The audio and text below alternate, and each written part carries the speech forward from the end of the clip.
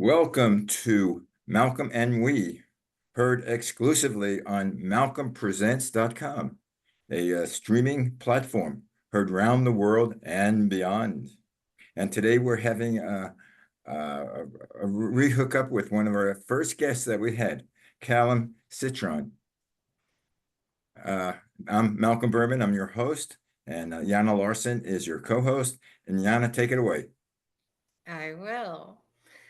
Callum, they, them, has completed undergraduate studies in anthropology and natural resources. They are currently the Forestry, Fire and Climate Tribal Liaison Community Program Coordinator Senior at the Northern Arizona University. Their work involves communications, outreach, and relationship building to aid in forest, fire, and climate resilience. Callum engages in collaboration, education, and program development to serve tribal needs and incorporate indigenous knowledge into climate protection initiatives. Their professional experience has encompassed numerous fields, including diversity, equity, and inclusion, otherwise known as DEI, social justice, and outdoor recreation. Callum's volunteer experience includes human wildlife conflict prevention, nonprofit operations, DEI, pipeline resistance, and missing and murdered Indigenous relatives. Welcome to the show, Callum. And I would like to add that Callum was a past colleague of mine at We the World, and he did a whole lot of work for us, which we're still trying to catch up with because we're all just slower than Callum is. Welcome, Callum. So you grew up in New Jersey, right? And then you lived in Boston, and you had never traveled much, and then you went out west, and now you're all about the world or the country at least, going places, giving talks, and educating people. That's quite a change. Yeah, definitely. Yeah, over the next 7 weeks, I'll be gone every other week Wow. to a conference. Um, so yeah, been able to go to a lot of places, which has been really nice and meet different indigenous communities. Um, and just in the last year. So it's definitely been a lot, but it's been really nice. So What do you're you meeting say? I was just going to ask, are you having a good connection of people to hang out with and do things with? Because I know you always had a lot of friends back east, so are you keeping that going? Yeah, it's a little harder here. Just it's a college town, so everyone's like 18 to 22 and I'm 26. Oh, Oh yeah, you're so So old. oh, you're old. yeah, Where is here? I'm in Flagstaff, Arizona, so Uh, northern Arizona, about 2.5 hours north of Phoenix. Um, but yeah, Northern Arizona University, pretty big university. I think it's got like 30,000 students. So most of the town is students. uh, But yeah, it's a great town. We have the biggest contiguous ponderosa pine forest in the world here. Hmm. So I'm just surrounded by ponderosa pine at all times, even just looking out my window in my apartment complex. It's just full of trees. how are you surviving the weather? Because I know I'm in Los Angeles, and in comparison to Los Angeles, we're cool in comparison to Arizona. Yeah, one of the things I didn't research before I got here was that northern Arizona is actually much different than the rest of Arizona weather-wise because we're at 7,000 feet elevation. Um, so right now I think it's hot and it's only 80. So we've never gotten over 100 here in Flagstaff, like in history, compared to Phoenix, who's 100 is a casual day for them. But we get snow and stuff. We get a couple feet every year. It was a week or two ago, it was down in the 60s. We still don't really have humidity, but I'm a big fan of that compared to living in New Jersey where humidity was 80, 90% all summer. So it's Yeah, considered a high desert then, probably, like Boulder, Colorado was. A little bit, at least here in Flagstaff and a little bit of surrounding area, we're in a national forest. Mhm. So we're mostly trees and other plants and Well, whatnot. that's not. We have some cacti and stuff, but definitely nothing like Phoenix. So what is your Right. main concentration now? Right now, and kind of in general, it's the intersection of natural resources and indigenous peoples, specifically Native Americans. I haven't done too much with Alaska Natives or Native Hawaiians. Right now, my focus is the Southwest, so Arizona and New Mexico. You're looking into the tribes there that are indigenous to that area. Yep. So we have 22 federally recognized tribes in Arizona and 23 in New Mexico. So I do a lot of right now program planning and resource development. So one thing that my team just finished is a resource guide for current and incoming students that are Indigenous interested in forestry and fire. And it goes over every resource we have at the university, any scholarships we have, internship opportunities, and then all scholarships that are offered by any of the 22 tribes. So I've been doing a lot of that, and actually next week we're having our second Arizona Tribal Fire and Climate Resilience Summit. We'll be down in San Carlos, which is hour and 45 minutes east of Phoenix. And San Carlos Apache Nation is one of the 22 federally recognized tribes. And yeah, it's for tribal individuals, whether that's community members or managers and leaders. And we'll be talking a lot about things like funding, um, Tribal Forest Protection Act, 638 rule, um, reserve treaty rights lands.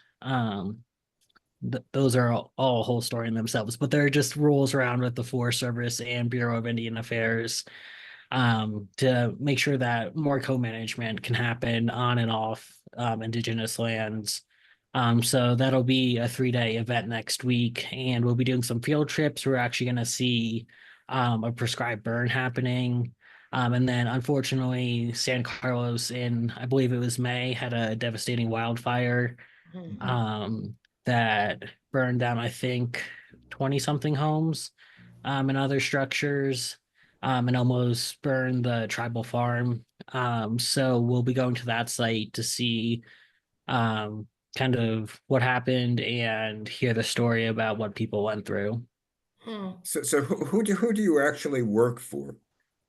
Um, it's as long as my title is, but I work for Northern Arizona University's School of Forestry and also the Institute for Tribal Environmental Professionals. School of Forestry is local. It's the same thing as like the biology department, psychology department. That's just kind of what our department's called. And then the Institute for Tribal Environmental Professionals, which is ITEP for short, so I don't have to keep saying it, but um, is a national organization that works for healthy and sustainable indigenous communities in terms of natural resources and stuff like that. They work on air quality, waste, climate change, and they have about, I think, 11 programs. I work under their climate change program. And yeah. So I work for both of them. Split my time like 75 forestry, 25% ITEP right now. And then I'll be picking up with ITEP in the new year. I'm sort of very naive about the which I think a lot of people are about the Indian nations. Do they are they mainly tribal? Do they live on I guess it would be reservations, or are they independent, live in the cities or? Yeah, so definitely a big mix of both. One reason is I can't remember the act's name perfectly, but basically there was an act in the 1900s that promised that if indigenous folks, Native Americans moved to the cities, that they would get all this type of help. Same story as reservations. If they move to the reservations, they get all this type of help. Um, you can kind of guess where this is going. They got there, they got no help. And then they were kind of stranded in these urban areas because it wasn't as easy to just go back to the reservation at that time. And They were specific urban areas too, so it might have been a whole different state that you just moved to, and now you don't have this support. But yeah, so there's 570, I think five now, federally recognized tribes, which basically means they get help with like federal assistance and that kind of stuff. And there's not that many reservations or tribal lands for many, many reasons that would take an hour to talk about itself. But um, so, yeah, usually tribal lands are called reservations, and as a whole, the federal government calls it Indian country. It depends on the reservation size. There's really big differences where there's the Navajo Nation, which is the biggest land mass wise, and that's like 16 million acres compared to a reservation that has 300 folks. So it kind of depends on resources and whatnot. And of course, reservation life doesn't tend to be um, the same as outside the reservation in terms of access to things. Even on the Navajo Nation, a lot of folks don't have running water, they don't have electricity. Mm, Wi-Fi and internet is very hard on most reservations. So folks have to go to the cities or bigger towns and stuff like that. So here in Flagstaff, there's definitely a lot of indigenous folks, particularly Dene people, which is what Dene folks or Navajo folks call themselves. mm. And since we're so close to the reservation, I think we're 45 minutes an hour to the closest point on the reservation. But it's definitely a mix and it's gonna differ where you're at, especially on the East Coast. So the number that you gave, these over 200 reservations, that's on a national basis? Yeah, we have probably, I think there might be 200 or 300 reservations. And yeah, that's national. Kind of national is a bit of a strong word because basically the eastern half of the US doesn't really have reservations. And that's a lot of reasons, but that's also part of the 1830 Removal Act, which pushed everyone west of the Mississippi. So there's not a lot of reservations on the East Coast, or even Midwest area, except kind of Minnesota has a lot. Um, so it is nationally, but it's not distributed equally across the nation. Mhm. Does there seem to be a less of a stigma attached to being Native American in that people, their rights are more recognized now and that things are reparation wise, things are getting better and more equitable, or it's still just a really long uphill? I think that's kind of a yes and no answer. I think the same, Yeah. there are underserved communities where we are seeing some things get better, some things are getting real bad, and then there's a lot that's just not really gone anywhere. So stigma wise, I've noticed coming from the East Coast and in New Jersey, we don't have federally recognized tribes. We have a few state recognized tribes, but I don't think any Hmm. of them have any of their own land. Hmm. So I wasn't as immersed in indigenous communities as I am now, where here, at least in Arizona, that's just what people grew up with. The same Yeah, as a very large Hispanic community. That's just exactly. people were exposed to that since such a young age.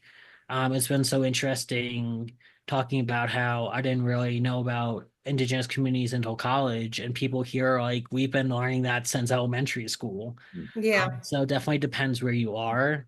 And then in my area of natural resources, the Forest Service, Bureau of Indian Affairs, National Park Service, Bureau of Land Management, they're all starting to instate policies that are more inclusive and encourage co-management.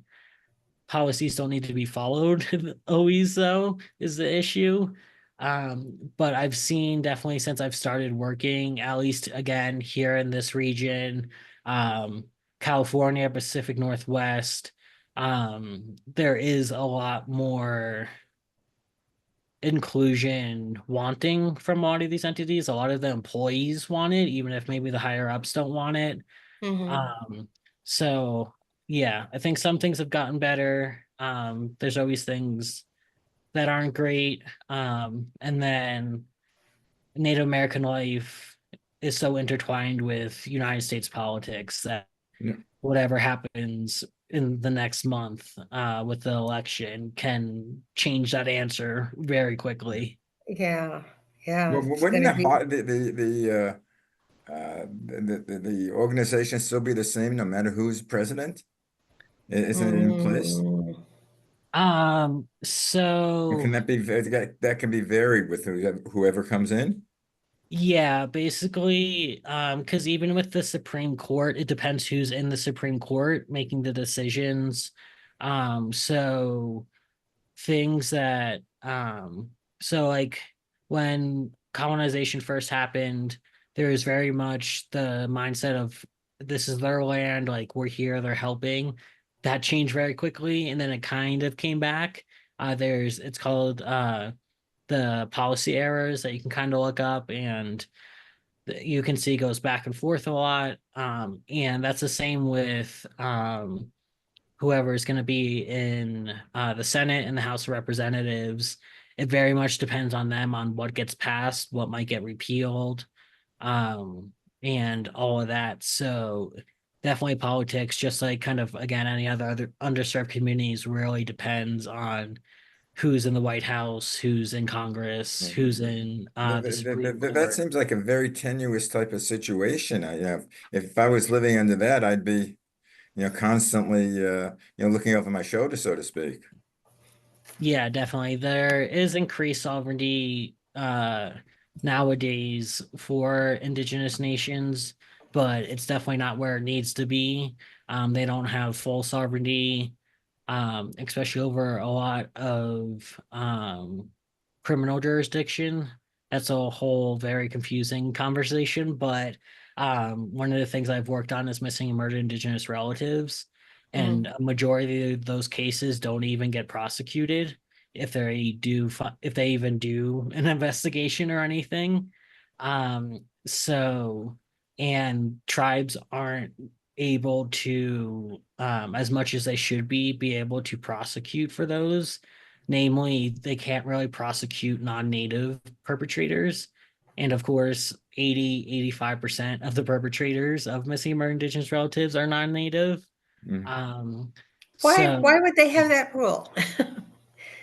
um I think It's it's a complicated question, I'm Yeah. sure. yeah, I think it's a bit like how states kind of have their own power of like these are our people, the kind of like Hmm. us versus them of like we'll give you some rights over your people, but like you can't tell like our people what to do.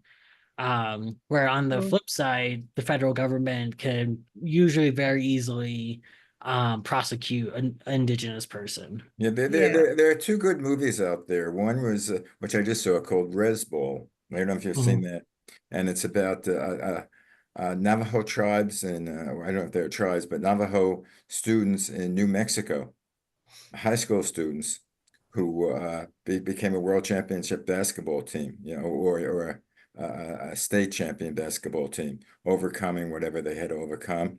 And the other movie, and I forget the name of it, is with Jodie Foster, who just won the Emmy, and she's a policewoman in Alaska. And Jodie Foster's in it? Oh, is that the newspaper outlet one? no, that's the one. Yeah, I think no, no, no. There's the two of them. There's another one with one is a newspaper, but one is where she's a policeman, a policewoman. Mm. And what's the one of it? True Detective. My I'll wife have to just look told me that she's up. listening to the show, which is about how, the police don't really pay that much attention to indigenous people who are missing. Yep. It's sort Yeah. of what that, I remember when I was in New York, even in California, that if a white face appears on TV, they try to find who killed them or raped them. If it's a black face, they say forget about it. Yep. Yes. Some the murdered and missing people are typically female. Yeah, yeah, Uh, Yeah, it's but the same for indigenous communities. There's a bunch of acronyms for it. One of the bigger ones is Missing and Murdered Indigenous Women, so MMIW. You'll often see. Sometimes they throw a G on there for and girls, Mm. but using MMIP, missing and murdered Indigenous people, or missing and murdered Indigenous relatives, just kind of includes that there are boys, men, and other genders, LGBTQ plus, and two-spirit and trans folks, of course, are a higher percent compared to the actual population that they are, for missing and murdered. So how do you relate to to the various people? Do you give classes, through the college, or what are you educating them on? Their rights, or how to preserve the land, or Yeah, so most of my education is actually internal for our team.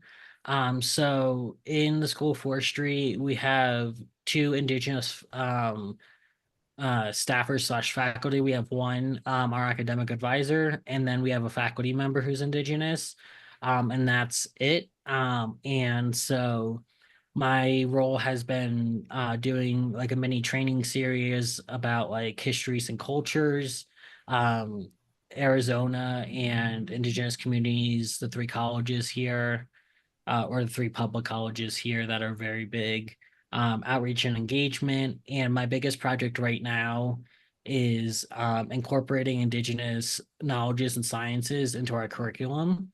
So we have two new online degrees that started this fall. We have a new bachelor's and a new master's that are fully online. And for all of those courses, I'm working with my team and the developers to include Indigenous content in it, and not just a module, but throughout the whole course. So from module 1 to module 8 or whatever the number is, as many of those modules are going to have Indigenous content in it, so that it just becomes part of the education and not just something special that people get to learn. Mm. Well, how long will this particular project last before you move over to another school, or? Yeah, so right now I mostly work with Arizona Wildfire Initiative, which was a 2-year funded program. Our funding ends in December. So I'll be working with us until then. And then we don't have my role for next year in place yet, but next year I'll start working with the Institute for Tribal Environmental Professionals more, possibly on technical assistance, so workshops, and other educational things for tribes and networking and helping them, telling them this is how you can find these grants, and here's how we can help you write those grants, instead of just giving people, hey, here's all these things, good luck trying to have capacity to actually do it. Yeah. Oh, um you'd be good at that. yeah, so hopefully I'll be doing more of that as January and early spring rolls around. And then Do you work? yeah, go ahead. Do you work with other states too? Pacific Northwest, Colorado, A little surrounding bit, areas? just because, especially the four corners here, Hmm. just because folks do work in other states so much. Like one of our workshops next week is on post fire and indigenous communities, and that's out of Colorado State University. That And was they where I went for a while. Yeah, the team that's doing it is great, and yeah, they do New Mexico. I think they have Nevada, Utah.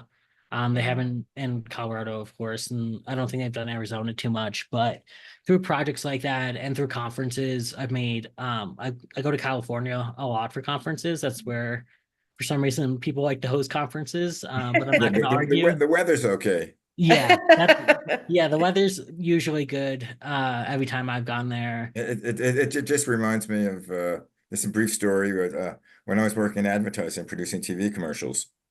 Uh, like in December or January, someone would come up with a storyboard that we would have to go over to Puerto Rico or California to shoot, because the weather was nice, Yeah. like you were saying. Yeah. Oh, one thing I remember about Colorado State, because I was majoring in forestry for a time. That was one of my attempted majors that I didn't succeed in. But one thing that we had to do as students, forestry students, was be on the firefighting crew. Mm. And do you have that same sort of setup there at Arizona? Yeah, so we don't require our students to do anything. We give them the tools, education. We help them get internships. Most of our students always have some type of internship, particularly in the area they actually want to work in. They're not just doing like random work. But we have a chapter of the Student Association of Fire Ecology. And most of those students are on engines all summer. Usually because they are students, they're just doing summer fires, Hmm. which are pretty big here in the state. Yeah. Some folks go out to California, New Mexico, up to Colorado, for the summer and stuff. So yeah, a lot of our students have that experience as wildland firefighters and are certified. Hmm. How much does climate change affect you? Because I know in California, fire season is summer fire season starts in January and ends in December. Well, it's like fire season is all year Yeah, that's in what I said. Colorado. Yeah, Yeah.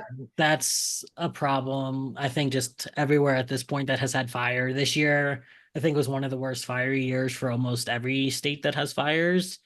And yeah, there's been some devastating fires this year over in New Mexico and Rio Doso and the Mescalero Apache Reservation. They had that 14 or 20,000 acre fire. The Mescalero had that one and another one that was about 7 or 8,000 going on at the same time. And big fires happen and stuff, but fires are getting bigger more frequently. And the flip side is there's not enough money to have seasonals a lot anymore. So we just found out that I think it's the Forest Service won't be hiring seasonals this upcoming year, which Mm. is a large amount of the Mhm. wild and fire workforce, because they were able to give pretty good raises because that's also an issue. You're getting paid very bad to put your life on the line. Yeah. Yeah. And the conditions you're in, especially if you're doing that for decades, you're likely going to have some type of lung issue or something when you get older. So they were able to up pay very well. But that money disappeared like it always does. And now there's going to be a lot of trouble, at least for federal agencies to be able to hire seasonals and additional longer Well, temp probably positions. use volunteer firefighters. I mean, that's how it was where I grew up in Colorado. Weren't they doing for the prison system? You see things that Yeah, the that's prisoners there's a were show on trained. that about that. Yeah. Yeah, that's a good show. I've watched that Yeah. one. Yeah. That, Um, yeah. yeah, I forget what that show's called, but yeah, they have the one out of California Yeah. where they work with Cal Fire. I don't know of any programs off the top of my head.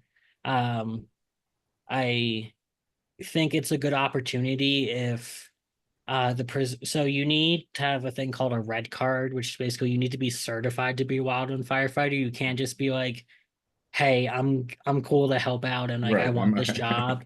You have to do these educational modules and then a field day and stuff to be a type two, which is kind of entry.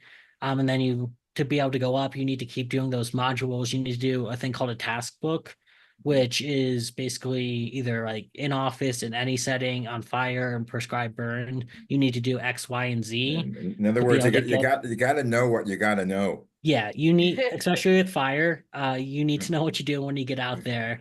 But if they were able to get red carded at the end of the day, I think that would be great.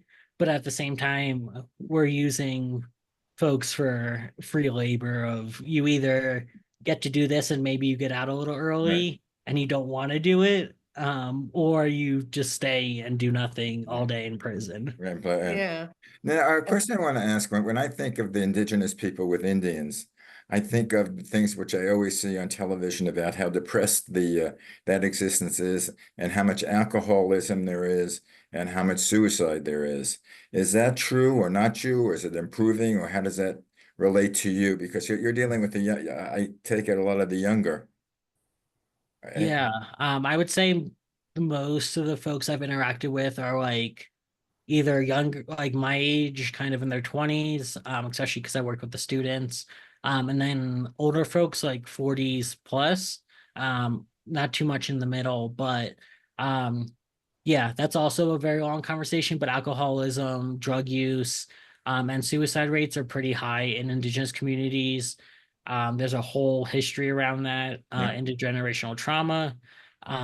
There are a lot of programs, especially for suicide prevention, because we're losing so much of our youth, and the next generations, that there are a lot of programs that are trying to bring their cultural traditions back into healing, and having programs that are focused on cultural traditions and actually doing them, learning about them, and bringing that back. And they've seen a lot of positive outcomes with that, in terms of, I mean, even alcoholism, drug use, um, and a lot of indigenous communities are more on the restorative justice kind of scale of justice compared to us, where we're throw them in prison. Um, so they, but again, jurisdiction makes that a little hard for them to have sovereignty over that. Yeah. But yeah, there are a lot of high rates for all of those things. Is it getting any better, or I mean, with the youth, I hope so. I don't with know too much communications? off the top of my head. Yeah. Yeah. I know suicide rate isn't doing too well right now. Um, but yeah, I know a lot of the youth want to get their culture back. They want, oh, when I go even to conferences and stuff, when I'm talking about the programs we have, the students say that they want to do these programs so they can go back and they can serve their You communities, good? they can protect their lands, they can protect their And anyway, I don't know cultures. if you heard the watch, but the ticker just went off. We've been on for a half hour. Is there any way, Oh, do you have email or a website or something which, if someone wants to follow up on what you're doing, that they can contact you or find out the information about your programs? Yep. My email's Callum Cintron, with the C20 at gmail.com. And is there any websites that they could look at to see what you're doing, the studying with the groups? We don't have it up right now, but if you just go to the School of Forestry website, there's an inclusivity and I forget the rest of the term, but it's Okay. an inclusivity page dedicated to our DEI efforts. And up there will be those resources I talked about. And also azwildfire.org. There's an indigenous outreach and engagement page that talks more about my work Okay. and has my Yeah. other contact info. When you have that website up, could you give it, give a call to Yana, because we are going to have we're building a whole reference website that's just going to have where people could reach people doing great things like you are. But anyway, I thank you very much, and we'll get together, if, 20, we'll get later on in 2025 and see how you're doing. Yep, But that thank it's you sounds for great great. your to work. see you again, Yeah, Callum. great You're to see You you looking too. again. great, and And guys, you've I, been, yeah. I Hate to, was just going hate to to say cut you off, everybody is Yana. going to benefit from having Callum on their side. You've been listening to Malcolm and We uh, on malcolmpresents.com. Tune in next week. And do we have anyone that we know that's going to be next week, or we're still? No, I can tell by the face. Anyway, tune in for another exciting guest. Anyway, bye, guys. Y'all.